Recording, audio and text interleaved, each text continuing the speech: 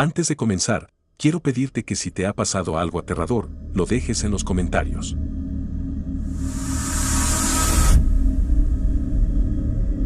Tenía 20 y tantos en ese momento, joven y lleno de ambición. En esa época era un alcohólico y drogadicto empedernido, así que mi memoria es un poco borrosa, me disculpo si faltan muchos detalles o si se omiten otros eventos importantes. Ahora llevo casi un año sobrio. En fin, me mudé de Arizona a Salt Lake City, Utah, y conseguí trabajo como técnico de servicio. Uno de esos trabajos consistía en instalar dispositivos para equipos en una cadena de gasolineras, empezando desde St. George y subiendo poco a poco por el estado hasta Salt Lake City, pasando por todas las tiendas que necesitaban los dispositivos. No puedo recordar exactamente dónde estaba, por más que lo intente, en algún lugar entre Richfield y otro pueblo, uno de esos pueblos pequeños en medio de la nada. Había terminado en una tienda bastante tarde, como a las octubre de 11 de la noche, y quería llegar al siguiente pueblo para poder continuar el trabajo por la mañana en lugar de manejar 2 horas al día siguiente. Mientras conducía por la carretera, Google Maps me indicó que tomara un camino de tierra para llegar al pueblo donde trabajaría después. Dudé de por qué esa era la ruta, pero giré a la izquierda. Era un camino largo de tierra, sin nada alrededor, oscuridad total salvo por mis luces altas. Unos 5-7 minutos después, mi camioneta empezó a fallar. Era un viejo camión de trabajo del 2008, una porquería. Maldije en voz baja y lo puse en parking. Abrí el cofre y no parecía haber nada mal, tengo conocimientos básicos de mecánica. Por supuesto, miro mi teléfono y no tengo nada de señal. Reviso el teléfono del trabajo, igual, sin servicio.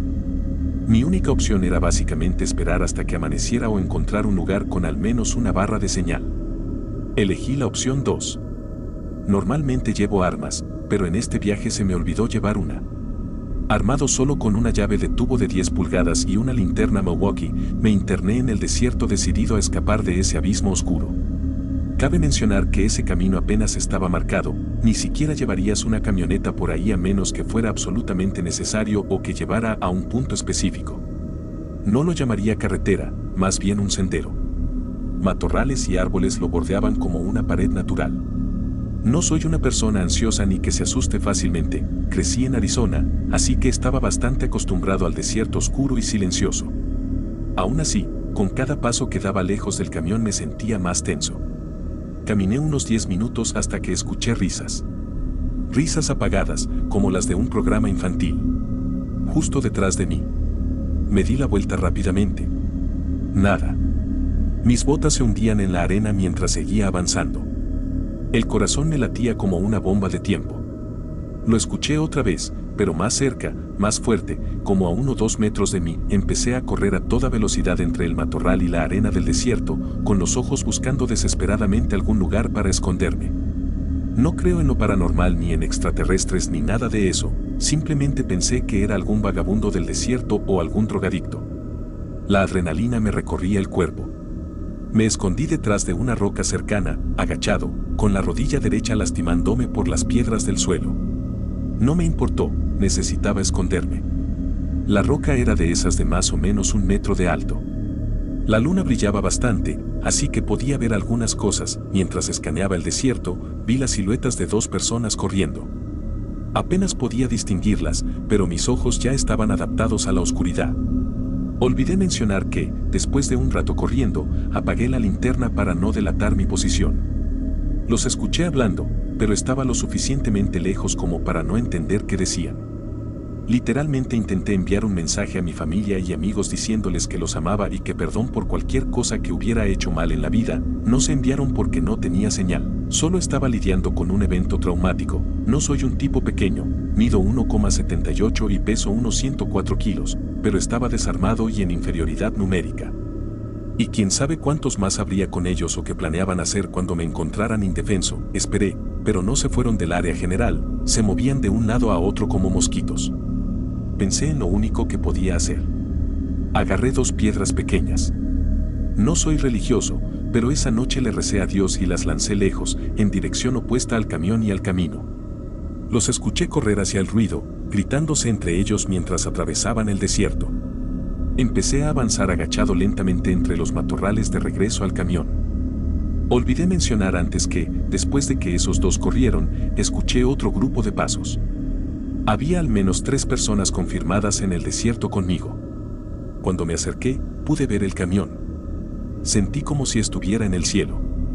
Cada paso era más cerca de la salvación. Mis botas se llenaban de arena con cada pisada en la arena fría y blanda.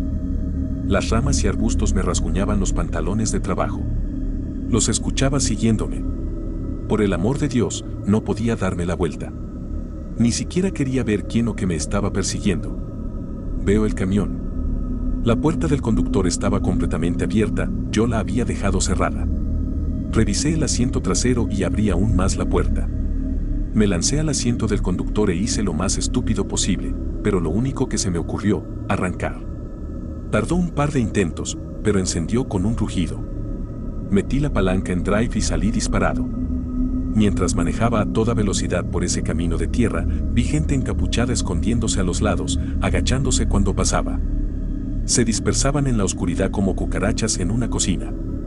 Bajé la ventana y lancé la llave de tubo con todas mis fuerzas hacia uno de ellos y aceleré. Vi cómo daba vueltas hacia donde estaban. Grité mientras me alejaba a toda velocidad en la noche oscura del desierto. Una nube de polvo seguía al camión. Luego, silencio. Solo yo y mi respiración pesada, tratando de entender qué acababa de pasar. Conduje hasta ver las luces de un pueblo. Estaba sudando, con los nudillos blancos de tanto apretar el volante, los dientes apretados, yendo al menos a 120 kilómetros por hora. Llegué al pequeño pueblo alrededor de la medianoche.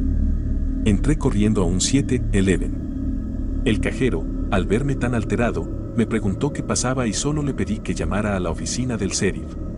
El sheriff era un tipo mayor y corpulento. Yo estoy cubierto de tatuajes de pies a cabeza, así que casi me trató como si yo mismo fuera un criminal, jaja. Resultó que una manguera se había reventado, no recuerdo exactamente cuál. Llamé a mi jefe, molesto por recibir una llamada tan tarde.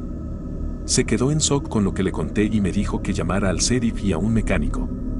El mecánico fue muy amable y no me cobró la reparación. La policía no ayudó mucho. Básicamente me miraron como si hubiera estado despierto demasiado tiempo y estuviera alucinando, no lo estaba. Me preguntaron si había tomado drogas o alcohol y apenas escribieron algo en el reporte.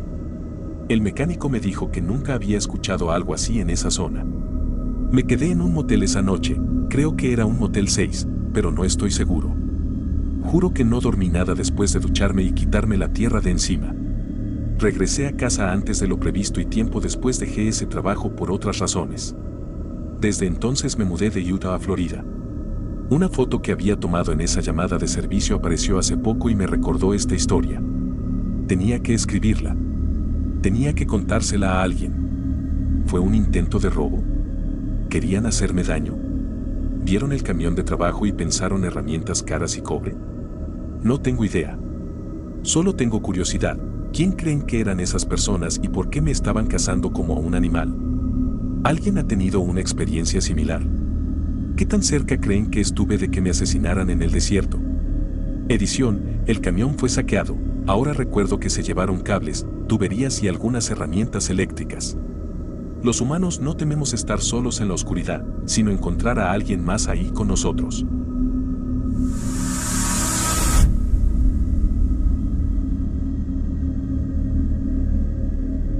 Aquí tienes la traducción al español, suavizando las expresiones fuertes y usando eufemismos, además de evitar detalles explícitos sobre autolesiones. Para dar un poco de contexto, tuve una infancia muy difícil. Fue una etapa muy dura, hasta el punto de que no recuerdo casi nada desde que nací hasta los 13 años. Lo que sé de esos años viene de recuerdos sueltos, cosas que mi familia me contó y algunos informes oficiales. Una de las pocas cosas que sí recuerdo es a una mujer a la que llamaba tía. Sin nombre ni apellido, nada más sobre su identidad. Solo tía. Empecé a verla cuando tenía 7 años. Me sentaba en su sala mientras ella escribía en su portátil todo lo que yo decía. No me caía mal, la veía una vez al mes y parecía lo bastante amable como para confiar en ella. Y eso hice. 7 años después, a los 14, le confesé que estaba pasando por momentos emocionales muy oscuros. Había muchos factores. La relación complicada con mi madre, la falta de vida social en ese tiempo y, sobre todo, que no lograba superar cosas muy dolorosas de mi niñez. Con 14 años ya me preguntaba por qué esas reuniones con tía no parecían ayudarme. Incluso le pedí a mi madre la oportunidad de ver a otro profesional o recibir otro tipo de ayuda, pero me mandó callar. Por esa época, la relación entre mi madre y yo empezó a romperse. Mi madre se volvió una gran fuente de tristeza para mí y yo lloraba por eso en varias sesiones. Al final de esas sesiones, tía solía defender a mi madre o insinuar que yo exageraba. Yo intentaba entenderlo pensando que quizá era su forma de ser comprensiva. Con el tiempo pasaron más cosas así. Admito que a los 16 años era un adolescente rebelde, iba a fiestas y no siempre decía dónde estaba. Entonces tía empezó a hacer preguntas muy específicas sobre esos temas. Me sorprendía mucho, pero pensaba que era porque ya me conocía desde hacía años. Un año después, mencionaba directamente cosas de mi vida sin rodeos. Mi relación con mi madre estaba casi rota y lo peor era que, al final de cada sesión, tía le contaba a mi madre todo lo que yo decía. Era muy duro escuchar mis propias palabras frente a mi madre, sobre todo cuando yo hablaba de lo mal que me sentía en casa. Mis notas bajaron, mi madre empezó a restringirme mucho y me sentía aislado. En mi cumpleaños 17 tuve una crisis muy fuerte. Recuerdo que, en medio de ese estado, busqué en la habitación de mi madre algo que me distrajera o me diera respuestas. Terminé revisando su armario y encontré una maleta con muchos papeles. Eran registros escritos de mis sesiones con tía, desde las primeras. Ver eso me dejó muy mal. Aún así, tomé algunos de los papeles antiguos para entender mejor. Leerlos me llenó de preguntas y me hizo darme cuenta de que algo no estaba bien. Desde entonces empecé a prestar mucha más atención en las sesiones y a preguntar más sobre quién era realmente tía. Mi madre solo repetía que era psicóloga. Hasta que un día hice algo muy arriesgado, tomé el teléfono de mi madre mientras se duchaba y salí de casa. Revisé mensajes, llamadas y redes sociales buscando respuestas. Finalmente encontré el perfil de tía. No usaba su nombre real, pero era ella. Tenía fotos con amistades de mi madre, incluso de años antes de que yo naciera. Habían sido amigas desde hacía muchísimo tiempo. Me sentí traicionado, aunque también aliviado por entender la situación. Ya tenía sentido por qué mi madre tenía esos registros, por qué tía compartía todo y por qué la defendía. Volví a casa y me metí en problemas por haber tomado el teléfono. Esa noche solo pregunté quién era realmente tía, pero no obtuve respuesta. Años después, en mi primer año de universidad, pude mudarme gracias a un amigo que me ofreció quedarme con él. Eso me ayudó mucho, lo que me dio un cierre, de forma agridulce, fue limpiar mis redes sociales. Vi un usuario familiar entre mis seguidores, era tía. Me había estado siguiendo todo ese tiempo. Muchas cosas por fin encajaron. Incluso decía en su perfil que era profesora de química, no psicóloga. Esa noche lloré mucho. Me tomó años entender por qué dos figuras femeninas importantes en mi vida parecían tenerme tanto rechazo. A veces me entristece sentir que mis primeros años de adultez los paso sanando heridas del pasado en lugar de disfrutar plenamente mi vida universitaria. Hace 2 días tuve mi primera sesión con un psicólogo de verdad, me aseguré bien esta vez.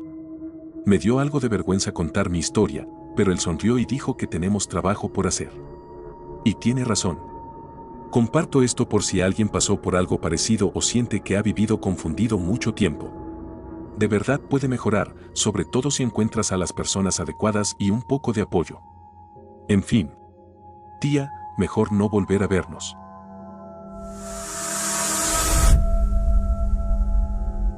Cuando tenía 14 años, mi familia se mudó de nuestro hogar en Inglaterra a la República de Irlanda, donde vivimos 6 años más.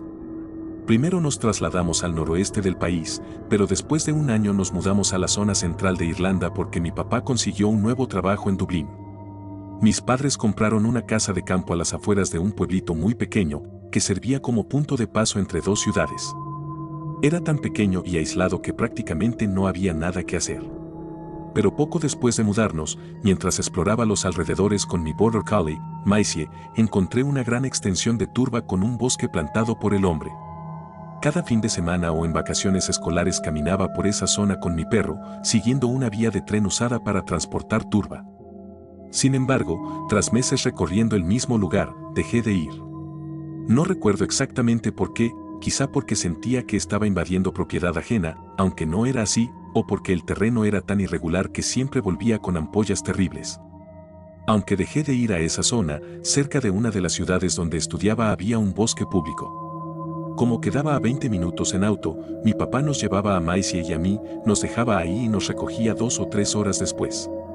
Me gustaba ese bosque porque era muy tranquilo, solo de vez en cuando pasaba alguna familia, alguien paseando a su perro o algún corredor. Una tarde en particular volví a ese bosque con Maisie. Mi papá pasaría luego a recogernos mientras hacía algunos mandados. Mientras caminábamos, ya empezaba a oscurecer. Queriendo regresar al estacionamiento antes de que anocheciera del todo, decidí tomar un atajo por uno de los muchos senderos estrechos.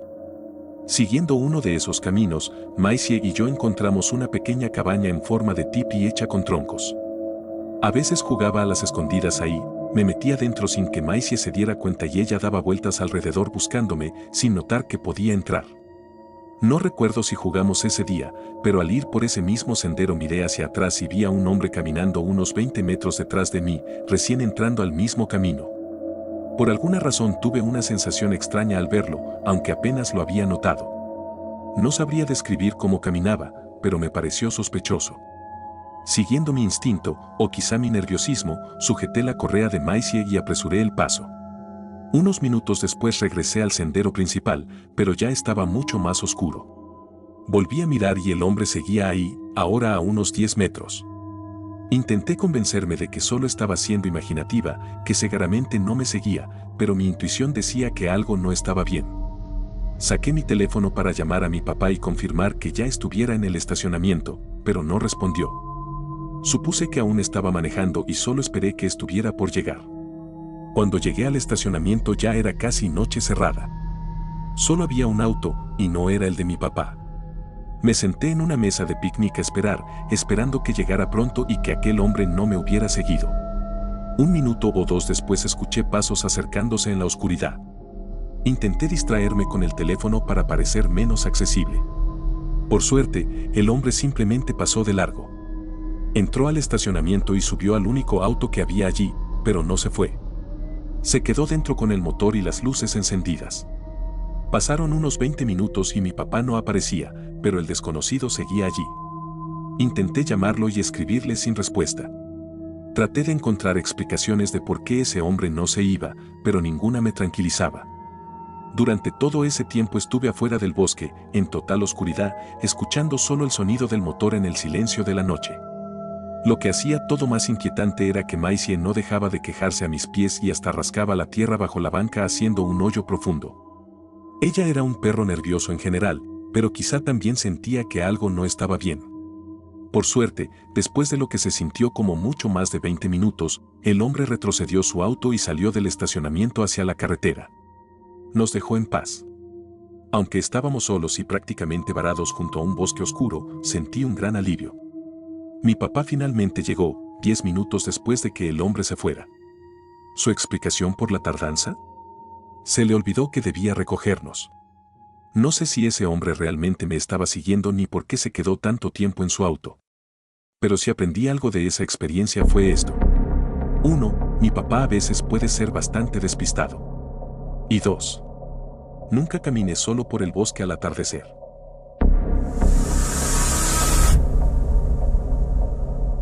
De niño me costaba mucho entender las normas sociales, especialmente eso de no contar demasiadas cosas personales ni hablar con desconocidos, por más que mis padres me lo repitieran.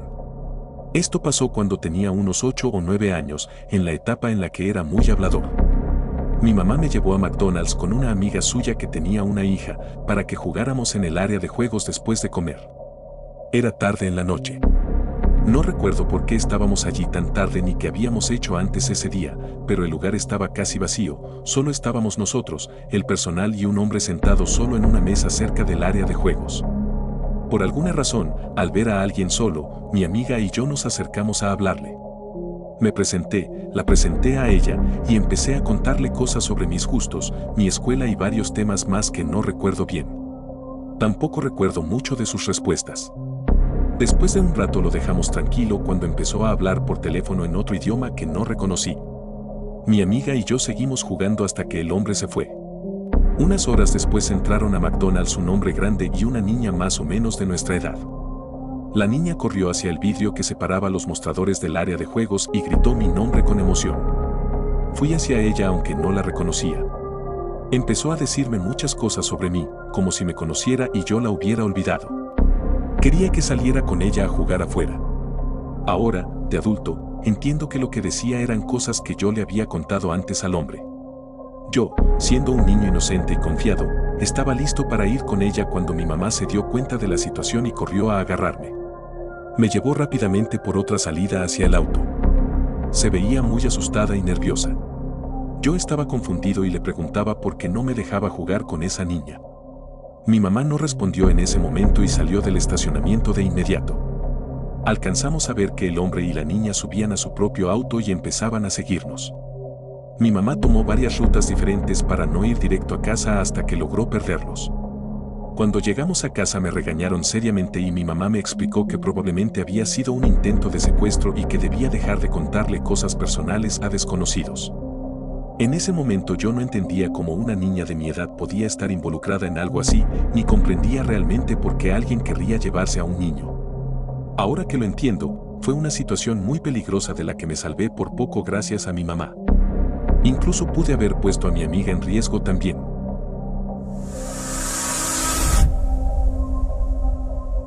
En realidad, no estoy segura si eran adolescentes o adultos jóvenes, ya que esto pasó hace como 14 años, ahora tengo 29, mujer. También perdón por el formato, estoy desde el móvil. Cuando tenía unos 14 o 15 años, llevé a mis sobrinas, ambas de unos 7 años, al estacionamiento del parque cercano. Ya era de noche.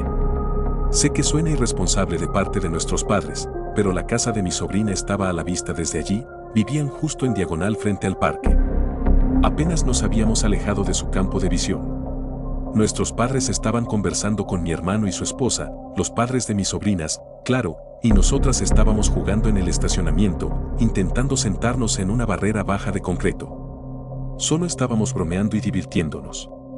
La distribución del lugar era así: estacionamiento abajo, cancha de fútbol en medio y otro estacionamiento arriba. Una acera conectaba la bajada entre todos esos puntos.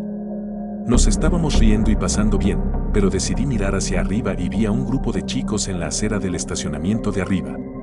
Todos llevaban camisetas blancas. Fue como un contacto visual extraño y, de repente, uno de ellos empezó a correr por la acera que conectaba los estacionamientos hacia donde estábamos nosotras. Mis sobrinas no estaban prestando atención y yo seguía diciendo: tenemos que irnos. Tenemos que irnos ya. A la tercera vez lo dije con suficiente firmeza para que me hicieran caso, miraron y nos fuimos de ahí. El chico llegó más o menos a la mitad del camino antes de darse la vuelta cuando vio que nos íbamos. Estábamos apenas fuera de la vista de nuestros padres, así que no se dieron cuenta de nada. Como fue tan raro y éramos jóvenes, no dijimos nada de lo ocurrido. Nunca se lo conté, sobre todo porque mi mamá, irónicamente, es muy preocupada con temas de crímenes reales y cosas así, y se habría asustado mucho. No sé si eran chicos inofensivos intentando asustarnos como broma o si era algo más serio. Así que, sí, no sé quiénes eran ustedes, chicos de camisetas blancas, pero mejor no volver a encontrarnos. Ahora que tengo casi 30 y esto pasó hace media vida, quizá debería contárselo a mi mamá. Ops.